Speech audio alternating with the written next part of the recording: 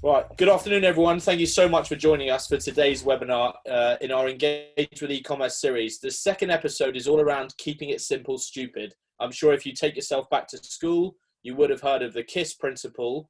And this applies still to online activity, right? So whether it's an Amazon page or a website, it's still really important to keep it simple. Let's not try and do everything for everybody. Let's do something and do it really well. So today we're going to tell people about what we're selling online, and we're going to encourage you guys to do the same. So we'll go through a series of concepts. If I go to this next slide, we'll talk about who we're selling to. We'll talk about, do people understand your products and proposition? And that product or proposition may have changed since COVID-19.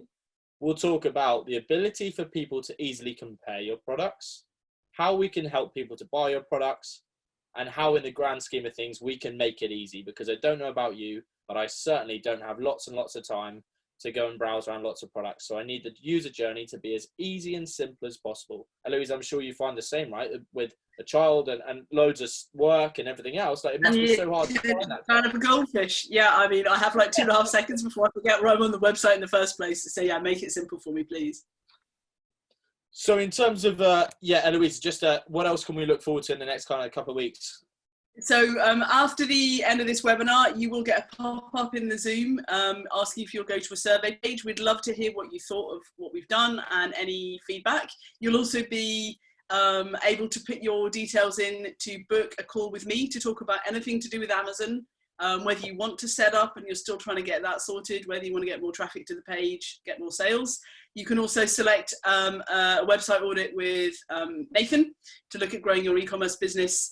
You can sign up for some more webinars that we've got going, and all it takes is when the Zoom call closes, you'll be asked to go forward to a different page, and please just go for it, because we'd really love to know how we did. Nathan and I, being uber competitive overachievers, we want to make sure we do the best that we can.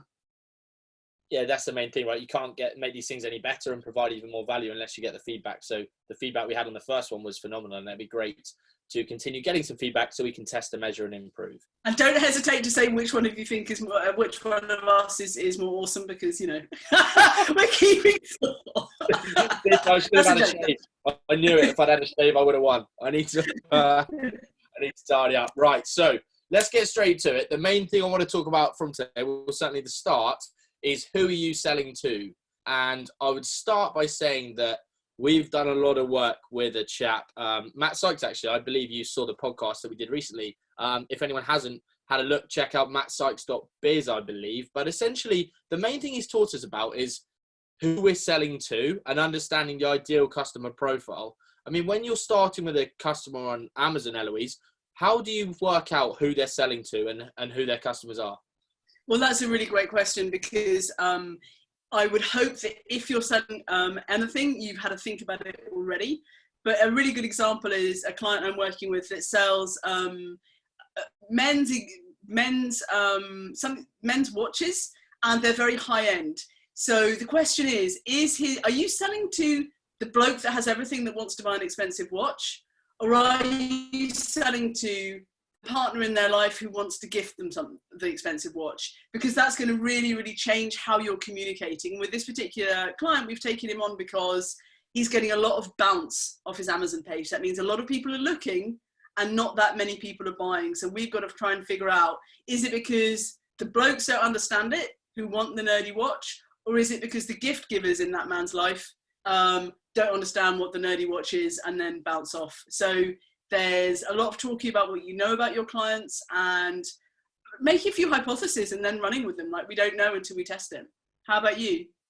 Well, this is the big thing, right? In fact, I'm just going to see if I can show you a document that we started using, which was super helpful for identifying our ideal customer profile. So I encourage anyone that hasn't to have a look at this and try and, can everyone see that? Can you see that okay? No, I think you are still on your PowerPoint screen, Nathan. You might need to stop sharing and start again and move to a different screen. I'll try that. But yeah, essentially, it's really important for me that you understand the demographics of that person. So you really get into the shoes of the customer. And I get that's very cliche, but actually, what are the demographics? Where do they live? What do they spend? How old are they? What are their shopping habits? In fact, I'm just going to, I'm going to show you this. I'm sure it's worth putting up, taking the time to put something on. There we go. How's that? Awesome, like it. And this is Matt Sykes's. This is Matt's system he used, and we use something very similar. So you start with the geographic profile. Okay, where are these people trying to sell? Rather than the spray and pray methodology that so many businesses adopt, what we really want to encourage is the ability to be laser focused, because that means we can spread the marketing budget far less thinly, which means we therefore get a better shot at our target. So yeah, let's identify the geographical profile. Where are those people living and spending their time? Demographics wise, okay, might be by income, might be occupation. A lot of businesses will target by job title. Then let's think about the psychographics. So what values do they have? How can we tap into those? I know some people on this call particularly sell on value. I think of someone like Kiki and Christy and her brand, and she's selling women's underwear. But there's a type of demographic that really resonates with that audience. So we need to target that. You then think about, okay, we've had those three. How can we narrow it down just to one personal business and create that real ideal customer profile? And then the kind of magic ingredients I always say is so many people do the top four, but then you have to think, okay, now let's put myself in the eyes of that customer. What problems can you help them solve? Okay, so what problems are there at the moment? And then how do I identify those problems? And then how do you solve those problems? And I guess much the same for you, Eloise, as well. I think that's a really great thing to look at narrow it down to one personal business. I can see we've got Julia on the webinar, and you and I have both spoken to her. We've had conversations about there are a number of different types of customers that come to her website. Yep. And who are we speaking to? Are we speaking to the main one that is a certain demographic, or the secondary? And you can't speak to everybody. Do you need to have a bit of something for everyone? If your main customer is a man 40 to 55 years old with a lot of disposable income that wants an expensive high-end watch, can we also speak to the girlfriend at the same time? If your main customer is in a certain demographic, how much can we hedge our bets, Nathan? Absolutely. Well, I agree. I think when you look at someone like Ines' brand is really interesting. She runs essentially training courses for children with dyslexia. And then you think, actually, if we could focus all budget and attentions on just, because you've got to think as well, while the children are the people experiencing the challenge or issue, they're not the person making the buying decision, right? The child doesn't buy the lessons. So that's just another thing I would add is when we think about it, we've got to think about not only the customer, but also who makes the purchase. So yes, we've got to think of the child, and it's okay to run a series of ads to them, but actually it's better to run the ads to the person with the purse strings, right? So it's going to be one of those things that 80% of your revenue is driven by a certain demographic, so just focus on them. Yeah, definitely. I think the 80-20 rule applies with any marketing, but even more when we're starting to do this type of really honing down, is that 80% of our audience will be kind of fine with 20%. The 80-20 rule, in fact, can you see this? Oh, nice. Right, let's start. Boom, another plug. I'm looking at the moment about 80-20 in your life, and essentially 80% of the activities generate 20% of your revenue. And I would encourage you to look at your marketing and start thinking, okay, actually probably 80% of the money you're spending is probably wasted. And actually only 20% is getting the real cut through. So really start to analyze and test and measure, and we'll come to that shortly. So in conclusion, I guess from that Mike Sykes image you pulled up, and what we would say as well is you really have to focus. You can't speak to anyone. You may be able to speak to more than one customer, but who's the main one, and just make sure it really sings for them. So I know that when you guys, you were saying earlier, when you do a discovery session, you're going to make people focus before we start the web design, before we start the copy. Who cares about your stuff more than anyone else? This is it, right? Start with a goal and work backwards. Stop coming up with a design, building this site, and then going, okay, now who's it for? No, go to the end and then reverse engineer the process. So who am I trying to talk to? How am I going to reach them? And then what do they expect, and what does this site look like, or Amazon campaign look like, etc., etc. That's really, really important. And it could be, and this is when we all need to do that actually the people we're speaking to aren't our ideal customers, aren't the people that we really want to. And that's when it's good if we've already got websites or Amazon campaigns or things going. Are they really the people that I want to speak to now? And then just making that judgment call. No, I need to stop and refocus.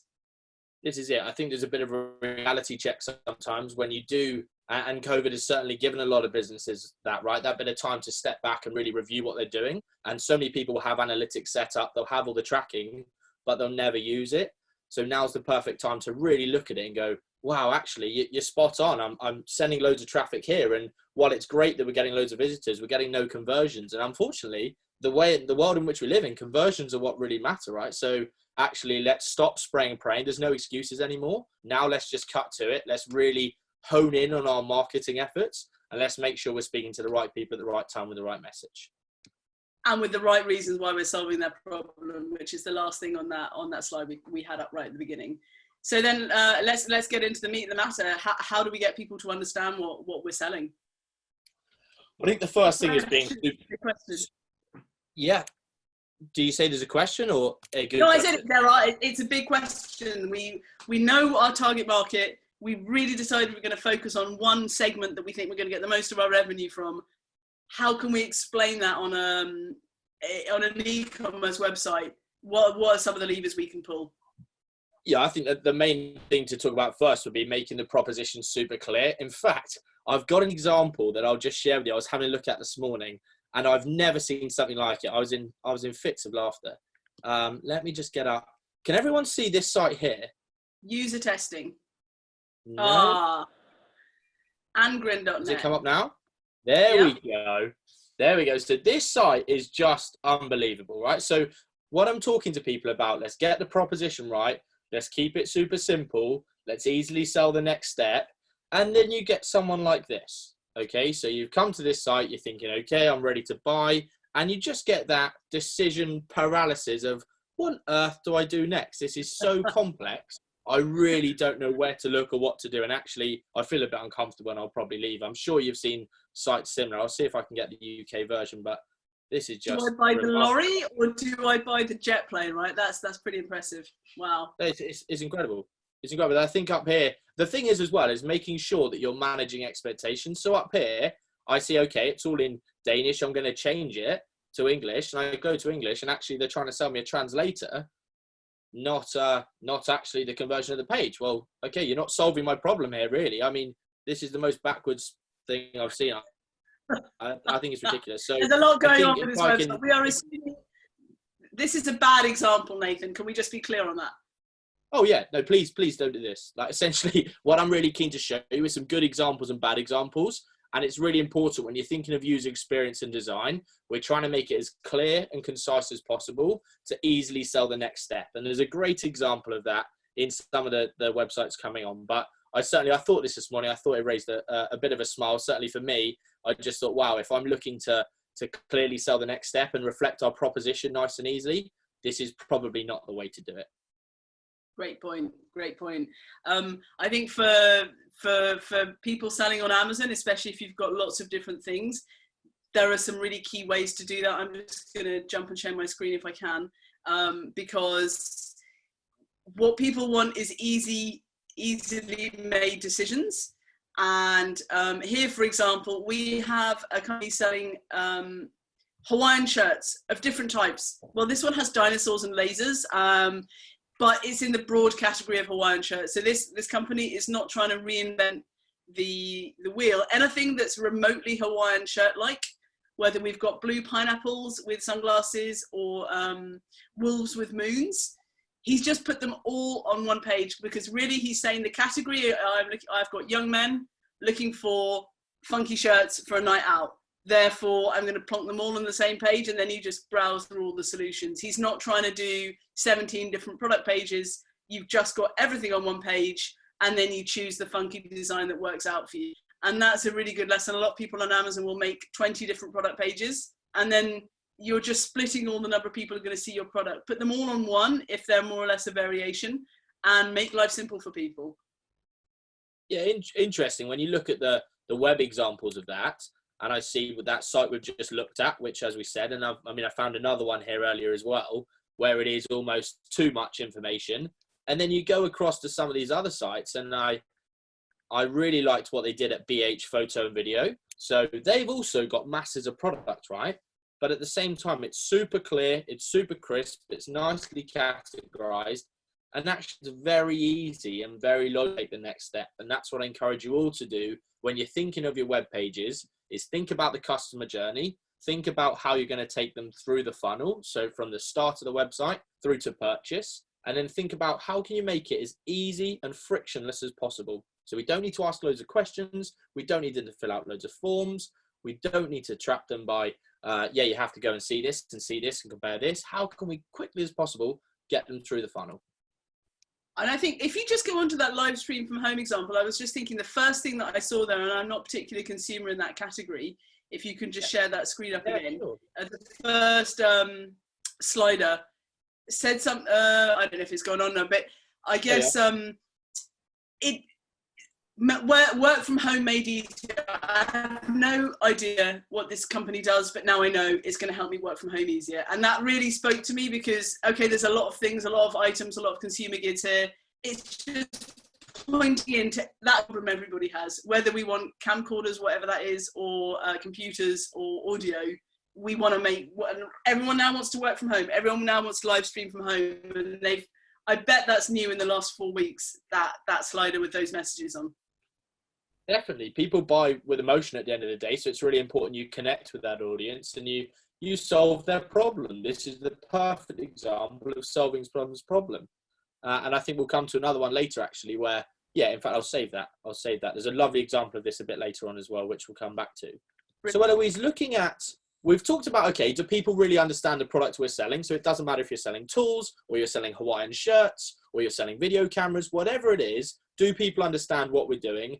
And are people able to easily navigate the site through categorization, through variations, through tags, etc.? Not too many options or offers is the big thing with all of that, right? Let's not blind people with so many options they can't make a decision. Absolutely. And I think even on Amazon, like I showed that very clear example of Hawaiian shirts. Another example which possibly doesn't do such a good job is when we have, if I could just get my, sorry, there we are, this one here. This is a company that is making trampolines and wants to give you every single bit of detail that's possible about that trampoline. There is a lot of text on this page, and this is an Amazon page. There is so much text that you have to start clicking little buttons to get more text.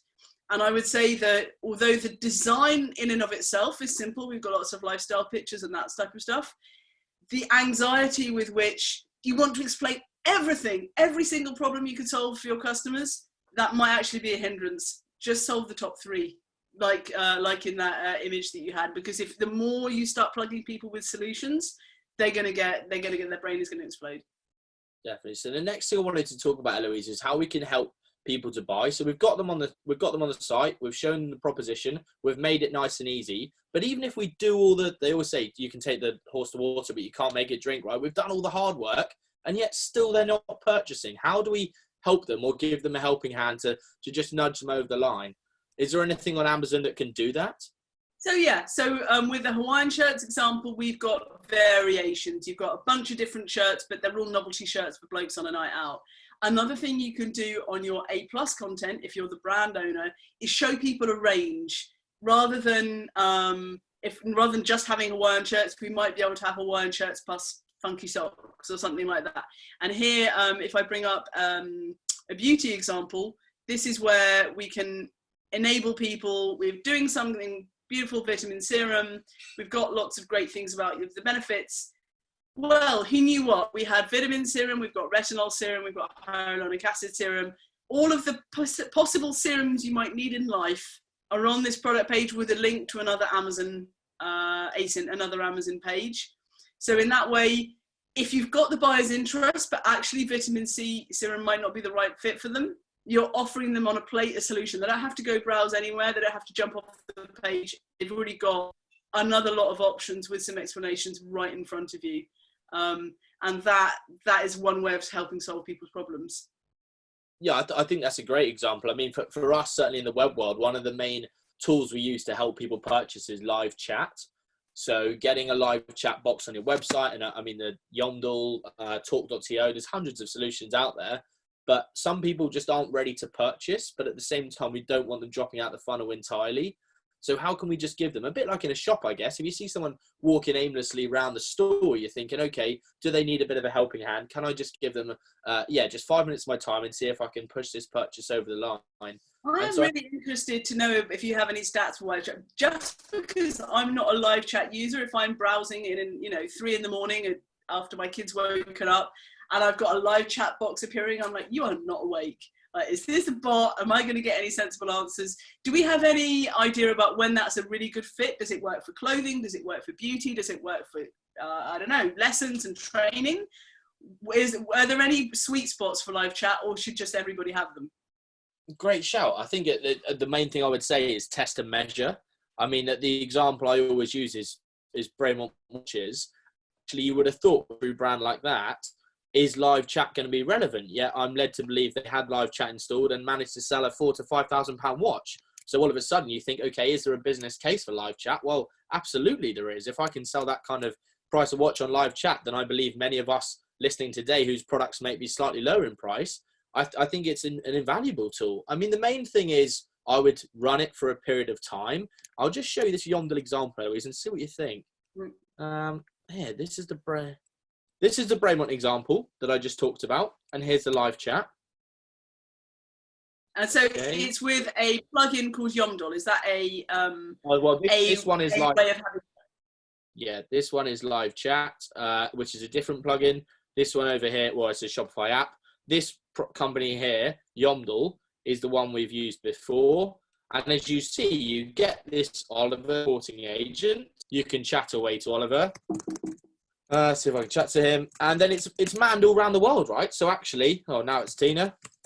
I've been on this side a little while, so fair enough. But yeah, you can manage, you can get this fully outsourced and managed. So you ask them a series of questions, they will ask you a series back, and then they essentially set this up on your site, and then they almost act as your sales agents, right? And then they take a commission. So in fact, it's not necessarily bots. You could buy a bot, I'm guessing someone that has all their automatic reply questions and responses, or you can get this particular plugin, which will have a support agent somewhere around the world that probably has a script of the top 20 questions that your customers are likely to ask that they can then reply to.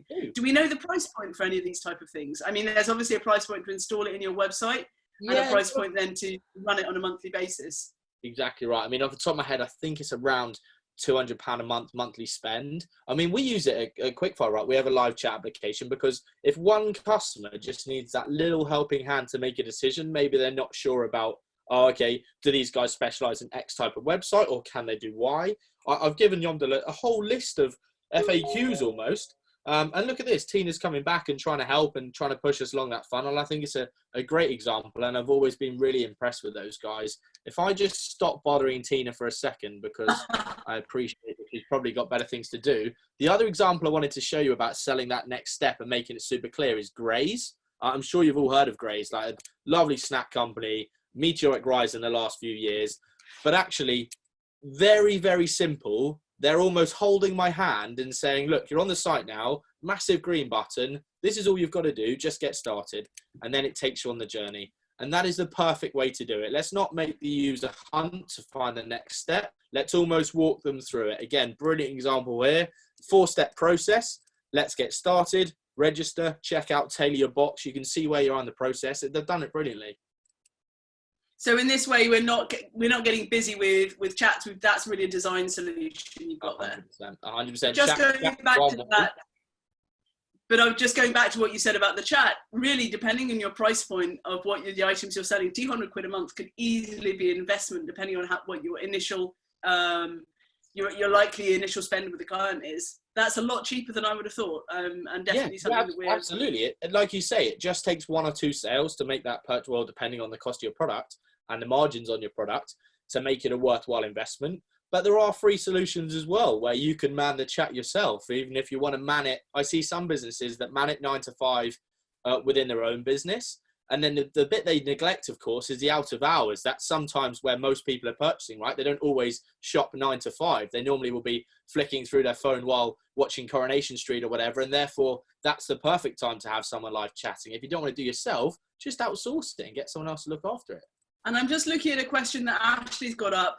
He has a training and development website, and I think he's just asked a question. Top tips, and I guess if you're selling something that may have something that needs to be understood, training, it's an emotional purchase, and you want to know what the content is. I'm wondering whether these type of things would be a good place to start. Like, what stops your customer buying? Probably you need to think about that, and then we can help you find the top tips to solve that problem. Absolutely. I think for Ashley, the one thing I would encourage him to look at is what products does he have for prospects? So how can he get people to start that sales journey with a giveaway or something where Ashley's giving value, proving his worth, and then getting him into the sales journey. So yes, live chat might be great for Ashley in his business, but right now think of something, an audit, a questionnaire, or something which can get them engaged and get them started frictionless as possible. And then you can start to think about, okay, how can you upsell and cross-sell from there? And also so that they really understand what you're offering and that they make sure it's right for them. So one thing I just wanted to briefly touch upon, Eloise, was the allowing people to compare and the A+ content that's available on Amazon. I mean, Amazon seem to do this fantastically well and almost are the best case study. Do you want to share a little bit more on that? Sure, let's do that. So there's a couple of different options, and we'll go back to this particular A+, where the company has thought through what it's selling and create this section of the page to drive people through the routine you need and the other products in that are possible to buy.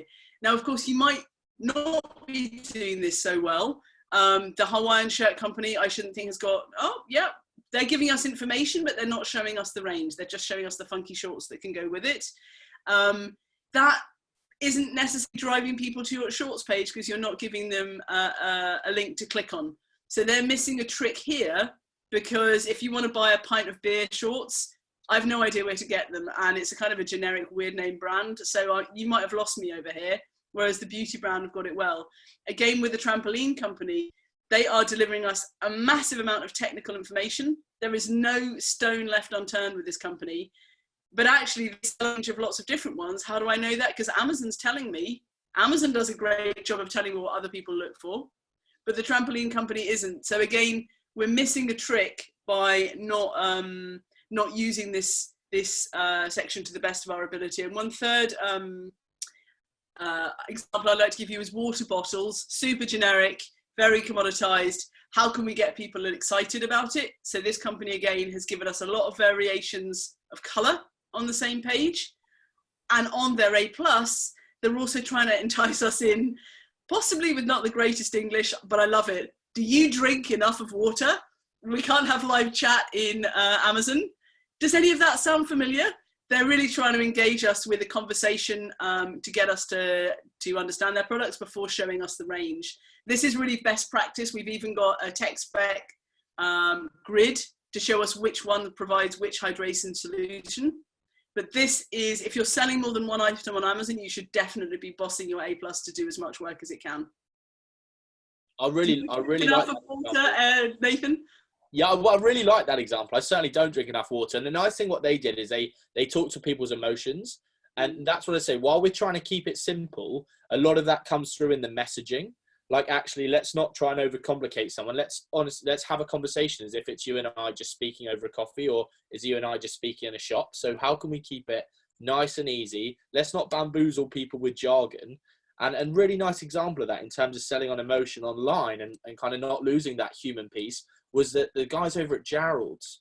I mean, I love Gerald's as a brand, and obviously a local brand is super popular with me. But if you have a look, guys from Norwich speaks in Gerald, major Norwich department store. Exactly. This is a lovely example, right? So it was my grandmother's 89th birthday this weekend, and I was talking to her, and she was just been busy making puzzles, and so I was having a look at some puzzles, and actually, it's perfect that you kind of, and I know Christy on this call with my Kiki does a very similar thing in terms of you're selling the aspect of that situation as well as just the product. So yes, you can see the product if you really want to. You can see the 40-piece jigsaw, etc., but you can also see the kind of husband and wife, elderly couple on the table with the tea and biscuits, with the reading glasses, with the daffodils. It's just that kind of perfect scene. And I think that's really important, is to include lifestyle photography as well as just very clean cut product photography.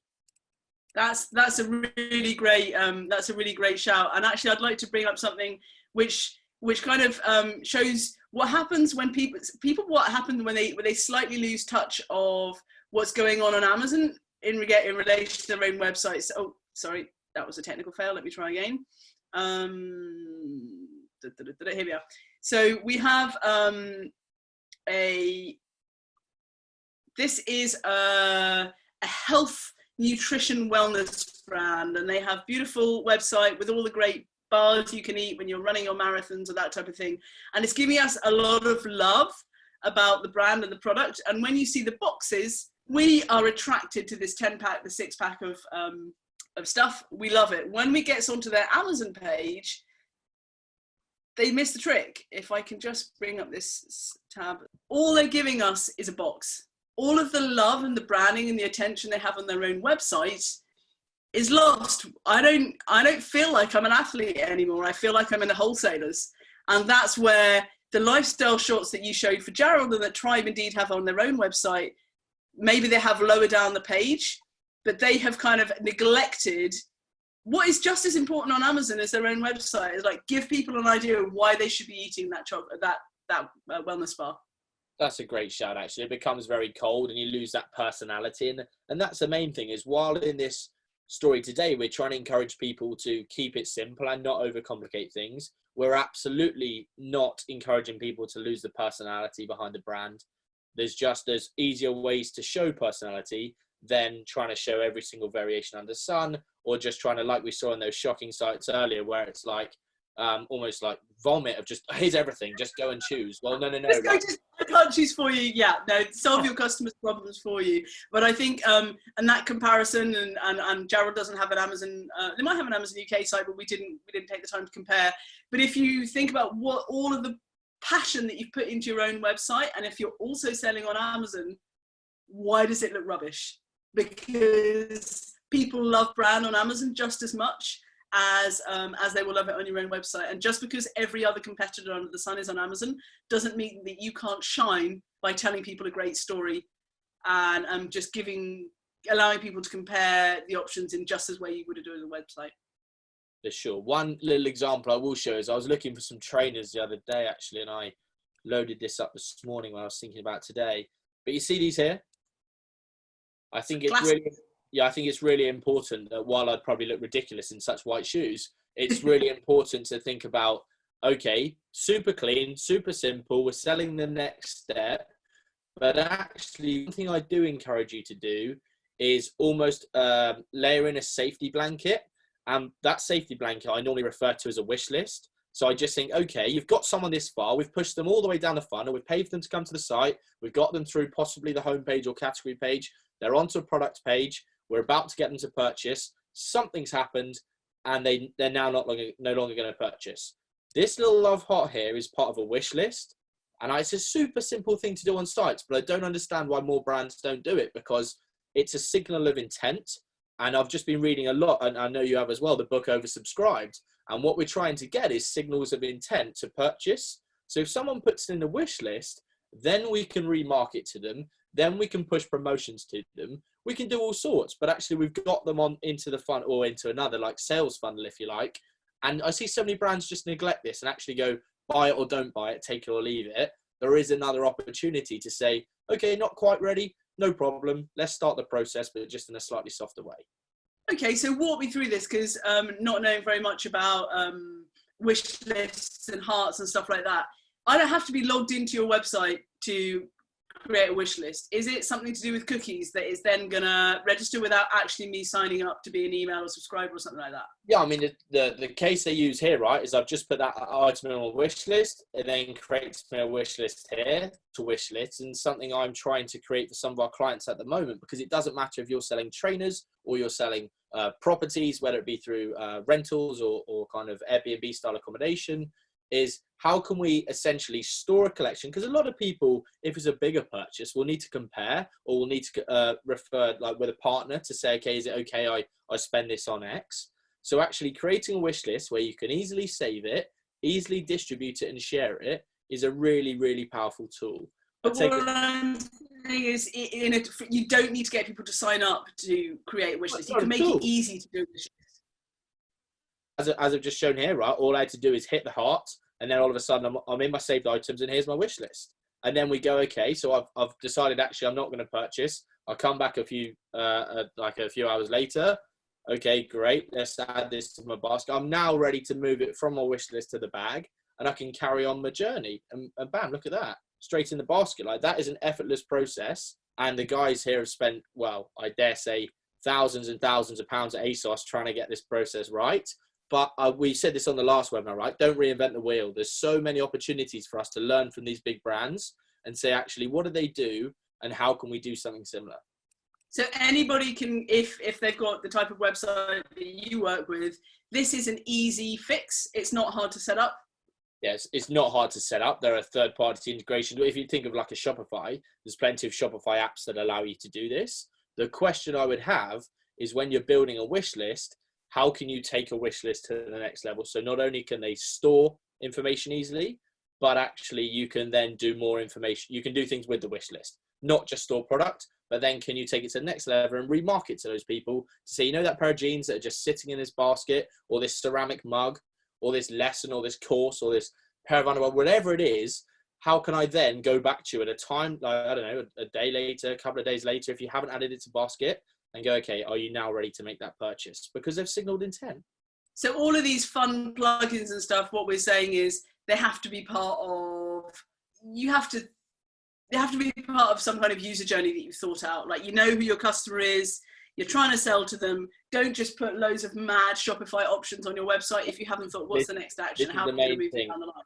Let's not just stack it high full of extensions and plugins and apps and things like that just because we want to offer all things to all people. Let's make a business case for having a wish list. Some people, a wish list just simply won't work. For the gentleman that was talking to us earlier, Ashley, I can't imagine someone trying to book a training program would add a training course to a wish list. I don't think it would quite work. I think it's better suited to retail. If you're thinking of, okay, well, yeah, I'm buying clothes, or I'm buying machinery parts, or I'm buying even cars, or holidays would be another one. Okay, I'm going to compare. I mean, that's another thing. Wish lists allow you to make comparisons. So you say, okay, I'm going to do some research because I'm going on holiday, and imagine that, gone COVID, I'm going on holiday in a few months' time. Great, here's property A, here's property B, here's property C. They all accept dogs. This property has these features, this one these features, this one these features. My wish list allows me to really easily compare and then go and justify it my other half to say, are we happy to go away? Great, here's some solutions. Which one do you think is best? Okay, that's really helpful. So there's a lot of options, but we definitely need to not just go completely trigger happy with all of the different plugins we can get on Shopify, because it's for courses. It's expensive. Is that part of your job, Nathan, when you're working with your clients? Just say no. Yeah. Well, sometimes to rein them in, right, and say, actually, there's loads of stuff we can do, but what's the business case for this? Just because it only seems like an extra $9.99 a month or something, actually, that can soon add up. Before you know it, you're spending hundreds of pounds a month on plugins and extensions and apps and third-party integrations, and that's brilliant. But actually, yeah, does anyone actually use it? And that's one thing I would say, and that takes us on nicely to this next part around test and measure. I always say this time and time again, I've got concepts and theories, you have, the client has, but we're always doing this for our clients' clients. And so if you look at this site here, usertesting.com, there's plenty of other people that do this, but let's get some feedback. Let's set up a little user group and let's actually get some data. Let's just not make decisions based on hunches. Oh, I think a wish list will be great for my site. Yeah, well, it might be, but actually let's try it. Let's get some feedback. And then let's see it's something we want to roll out on a full-time basis. It seems silly. Walk us through this. If this is a user testing service, walk us through what this is. Yeah, user testing service. So I've started looking at user testing more and more. Essentially, it takes groups of your audience type and then allows them to give you feedback on your site. Because like I say, while I might think it looks great, and while you, the business owner, may think it looks great, we need to know what the customers think. So they have a pool of people around the world that are kind of interested in your product or service or niche, and allow you to go and test it. And we kind of allow them to go and test it on our behalf. So, okay, here's 15 people looking at these kind of products. Can you go and test it? So I see Jess from Fresh Ground is on this call as well.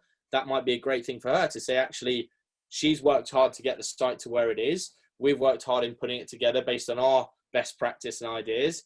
actually now who's buying this product. Back to the very start of this, keep it simple. Who's buying the product? Now let's run a case study where we say, let's send 20 of those people to the site. Can they easily navigate? Do they get stuck? Is there decision paralysis for them? If so, what do we need to do to change it?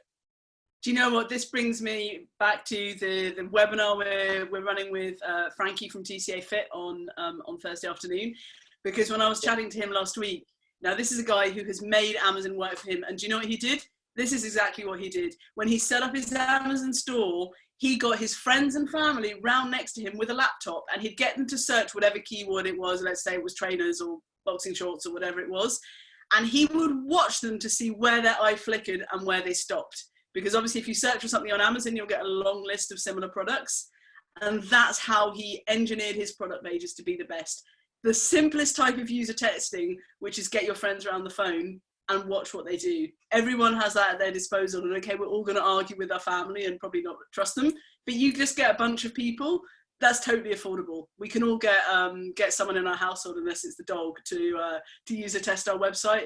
And we've got to start somewhere, and you can do it just as well on Amazon. I wonder if those user testing guys will do it for your Amazon page. It'd be something worth Googling afterwards.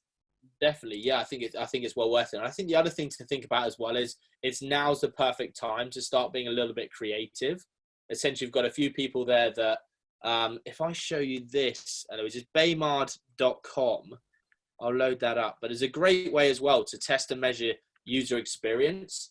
So it's not enough. Now, I get so many people saying, okay, what is great user experience? But I don't understand any of the words on that page. Can you just, what the hell is this? Yeah, so this is e-commerce user experience. For that site we looked at earlier, this BH Photos. Do you remember we looked at that and had really nice... Oh, right. This is a website that helps you say how another website is easy to navigate. Exactly right. So it's saying, okay, let's learn from those. Back to that, not reinventing the wheel. Let's see what they're doing well. You can have a look and say, okay, what are they doing well on the home page? It's scoring 96 out of 100. Where are the gaps? Go down here. Category pages not done so well. On-site search done well. It's a really useful tool to look at the best of the best in the industry to say, okay, what are they doing really well? And actually, where are the gaps that I need to make sure I don't fall into those kind of same pitfalls? So baymard.com will run user experience for your company, but they also have things on their website that you can say, oh, that website looks interesting. What did Baymard say about it? And that's a freebie. Well, certainly for the insight I'm showing you here, this bit's free. There are premium levels, but the main thing I'd encourage people to do is when they're thinking about their own user experience, for those listening and watching, I would encourage you to have a look at baymard.com. Try and find a business that's similar in your niche or industry, and then see what they're doing really well. So, okay, baymard.com is highlighted here, the great use of search. And there's a brilliant autocomplete function within a lot of search filters, which people always miss. So it doesn't consider typos, or it doesn't, again, some of these words here, like essentially, you don't want to be typing in a long phrase or strapline. Essentially, if you can just start typing in the first few letters and it says this, perfect. What a great experience. So there's loads and loads of examples of nice little things that these guys have done. And then you can just copy it, fake it till you make it. Let's not try and rethink design. Go and see what other people are doing and figure out what's best for your business. I think that the main thing is just learn and test and measure in everything you do, and don't think that you have to tread this path alone and you have to do something totally unique. Yes, okay, we might want to disrupt, but at the same time, there are great examples to learn from to then apply your own thinking to. So I would say on the Amazon side, one of the things that people, I was speaking with a client earlier this week, people can come across problems when you've done your Amazon page and it's been around for a while and then you want to update it. People can then get pushback from Seller Central and Amazon that won't update your pages, and there are ways to get around it. Happy to have a chat, and there are also specialist services for that type of thing as well, if I can put you in touch with. It is possible to update your Amazon page, the title, the bullet points, the photography, and there are ways of doing it, especially if you're selling in Europe.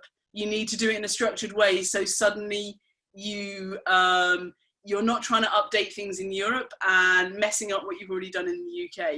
So it is possible to update pages on Amazon, but you might need a bit of help if you're coming unstuck. So always get in touch. I'll happily point in the right direction. In terms of just thinking of your Shopify things, with those Shopify apps that may give you Q&A or other things, are they things that they'll nail you for a year-long subscription, or is it easy to test and measure with that stuff? Can you do like normally a couple of months trial? Yeah, monthly rolling or a 30-day free trial. Quite a lot of these offer a free trial period, which is perfect, right? Get it on there. Low risk. Yeah. Test and measure and then work from there. Now, looking at recapping today's session, I appreciate we've gone into lots of different rabbit holes and explored lots of different things, as we always do. And that's great, because I think it's really important that we are as thorough as possible.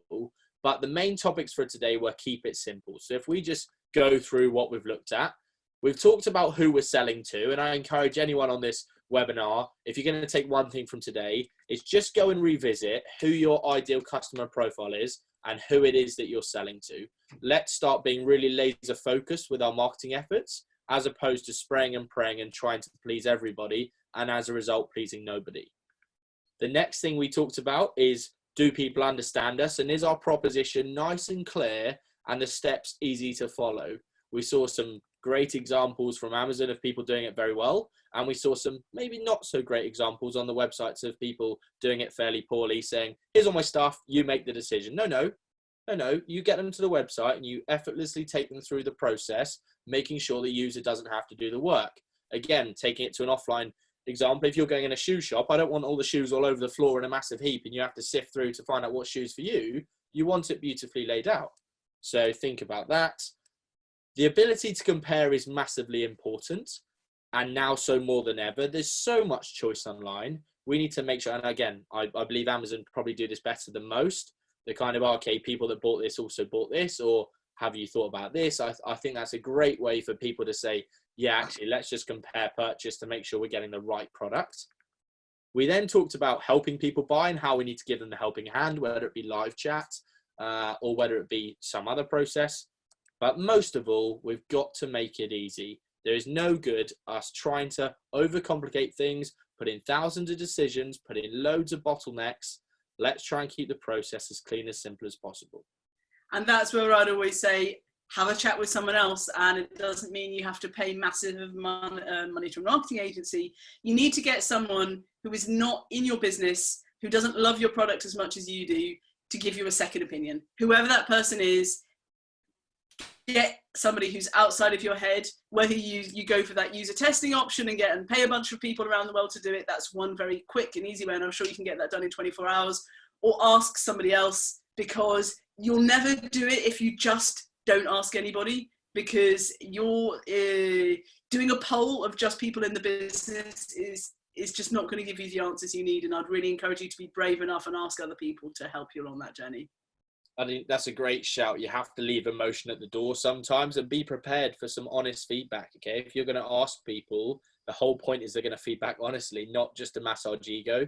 So some people might say, this bit doesn't make sense to me, that bit I don't understand, your proposition's not clear enough, your product photos aren't good enough. That's valuable information. That's absolute gold.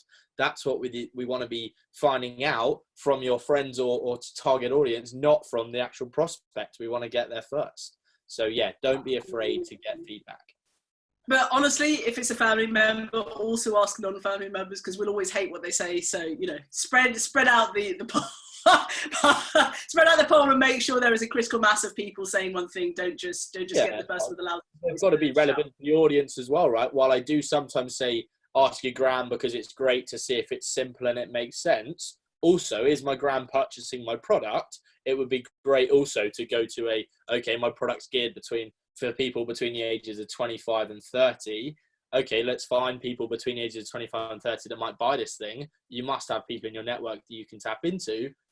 Can they just give you 10 minutes of their time to have a look? Exactly, that's super important. I think that perhaps before we jump to the end, anyone wants to jump on the Q&A and ask some questions, please. We'll allow you to just type in some questions. I know that right at the beginning, we were looking at getting traffic to your Amazon page.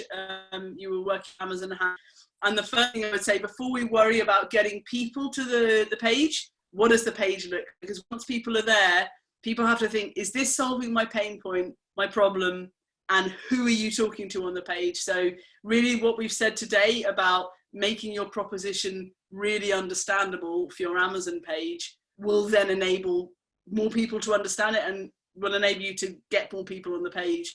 But before perhaps you and I should have a chat about what does the page look like and is it really clear to your target market? Yeah, anyone else got any questions about what we've discussed this morning?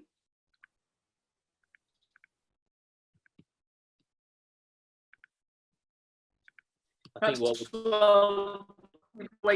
you could just put the slide up about the other webinars that we've got coming up, Nathan. Yeah, of course. All right. Good. Share screen. There we go. Here we go. So some upcoming webinars to look forward to. As you talked about, really looking forward to hearing what Frankie's got to say on Thursday. He's gone on an incredible journey, and actually sometimes it's nice to hear it from agency folks such as ourselves, but it's also lovely to hear it from the horse's mouth, someone that's actually taken a product, sold it on Amazon, and done fantastically well. Sweated blood, I think the key point when it's business owner, you always know it's going to come from the heart. And then we've got a couple of webinars next week and the week after about how to get repeat business, and also how to we bang on about test and measure. It's going to give us a structured approach for the 5 key things we really should be measuring and how to start that journey. A couple more questions have come up. Thanks very much for the kind words, Ashley. Very engaging session. Please do tap us up to look at the strategy. Brian Bales has said the wish list is a good idea. I think definitely, Brian, you've got some beautiful handmade products and of a great diversity that I think for your type of business, that would be a great shout. And I'm sure Nathan can give you a hand with that. Yeah, of course we will. So I think, yeah, like I say, we've got the one on Thursday. We've got a session next week around keeping your customers coming back. And that's the main thing. So many people focus on, let's just pour new traffic into the funnel and let's get new business every single time. But actually one of the hardest things is getting someone to purchase. When we've got them to purchase, let's remarket to them and let's try and get them back in the funnel, because there'll be a much easier process. So that's going to be a great session on the 12th. And if they won't necessarily be buying, you can also get them to tell other people about your awesomeness. So there are ways. They become ambassadors, they become advocates. And I know, again, Christian on the call has just released a kind of ambassador program and done fantastically well from it. And I encourage all brands to do the same. Let's try and find active sales agents or ambassadors that will sell your product for you, right? And do a lot of the hard work almost for you. In terms of the last one, he's awesome. There we go. More people like that would be wonderful. The last thing as well is stop panicking and start growing. Test and measure. We go on about this every single webinar, and we'll continue to go on about it because it's not given the attention it deserves. We need to start thinking strategically about, let's run a campaign, let's test it, let's see what works, let's see what didn't, and then let's try something different. Too many people do this for like a couple of campaigns and then they just leave it, right? They think, oh, okay, the site's good enough. You have a website, you get it built, you leave it, or you create an Amazon campaign, you leave it, you think your job's done. Your job's only started. Now it's important to test and measure and make it better. It'll be fun and not horrible. So please. Exactly right. So yeah, keep it simple. Final things. Like I say, please fill in the feedback afterwards. Eloise offers a fantastic free strategy review to look at your Amazon and how to grow it. So I suggest you will take her up on that. We're also doing our free website audits. If anyone's interested, have a look at their site and how it might be able to be improved. And again, we're always happy to jump on a free strategy call to talk about how we can grow your e-commerce business. But certainly for myself, thank you all so much for joining us today. I really appreciate the support. We'll have a look at these Q&As in a sec. And Eloise, thank you so much for being a wonderful co-host. Awesome. Thanks so much. Thank you very much, guys, for jumping on. Looking forward to seeing you again later in the week for those jumping on the Amazon one.